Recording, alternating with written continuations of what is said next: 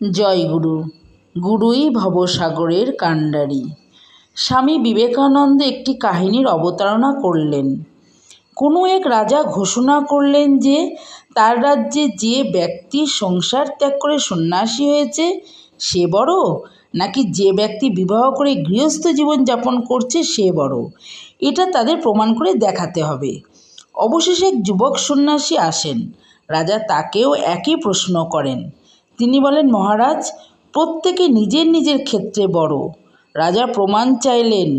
যুবক সন্ন্যাসী বললেন, আপনাকে আমার মতো সন্ন্যাসীর জীবন কয়েকদিন যাপন করতে হবে। রাজা তাতে রাজি হলেন। অনেক দেশ পার হয়ে তারা বড় একটি রাজ্যে এসে উপস্থিত হলেন। তারা শুনলেন যে ওই দেশের রাজা ঘোষণা করেছেন যে তার মেয়ের স্বয়ম্বর সভা হবে। রাজকুমারী সমবেত রাজন্যবর্গ, পণ্ডিত ব্যক্তি, এমনকি জনগণের মধ্যে যাকে পছন্দ করে মালা দেবেন তাকেই বরণ করবেন। সেই সন্ন্যাসী রাজা ও যুবক সন্ন্যাসী সেই স্বয়ম্বর সভায় উপস্থিত হলেন। এদিকে রাজকন্যা কোনো ব্যক্তিকেই প্রতিরূপে বরণ করতে পারলেন না।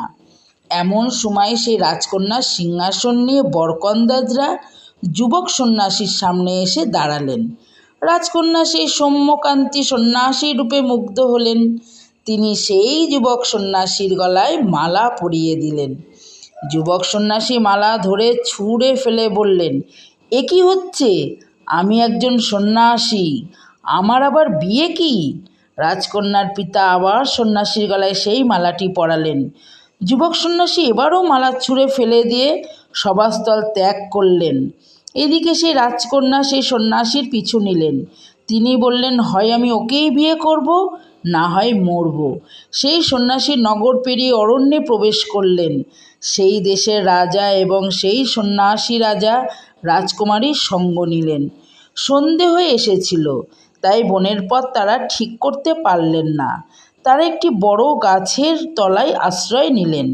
এদিকে সেই গাছের ওপর একটি বাসায় একটি ছোট পাখি তার স্ত্রী ও 3টি বাচ্চাকে নিয়ে থাকত। পাখিটি গাছের নিচে 3জন বিশ্রামরত মানুষকে দেখতে পেল।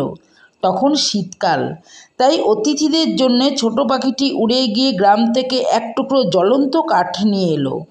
সে গাছ থেকে জ্বলন্ত কাঠের টুকরো অতিথিদের সামনে ফেলে দিল। তারা সেই আগুনে পাতা ও কাঠ দিয়ে আগুন জ্বালালো। এতেও ছোট পাখির মন ভরল না।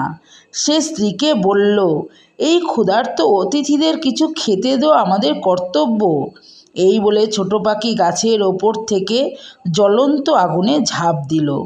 তার স্ত্রীও স্বামীকে অনুসরণ করে আগুনে ঝাঁপ দিল, কারণ একটা পাখিতে 3জনের পেট ভরবে না। তারপর বাচ্চা পাখি 3টে, তারাও ভাবল এই খাদ্য যথেষ্ট হবে না। পিতামাতার আরব্ধ কাজ সম্পূর্ণ করা তাদের কর্তব্য। তাই বাচ্চা 3টে পাখিও আগুনের মধ্যে ঝাঁপিয়ে পড়ল। গাছের তলায় বিশ্রামরত 3 অতিথি পাখিদের মৃত্যুতে বিস্মিত হলো। অবশ্য তারা সেই পাখিদের মাংস খেলো না। সেই সন্ন্যাসী রাজা এবার সব বুঝতে পারলেন। যুবক সন্ন্যাসী বললেন, রাজন, আপনি নিজের চোখে পাখিদের মৃত্যু দেখলেন। যদি আপনি গৃহী হতে চান তবে ওই পাখির আদর্শ গ্রহণ করুন। সন্ন্যাসীর আদর্শ হলো ত্যাগের আদর্শ।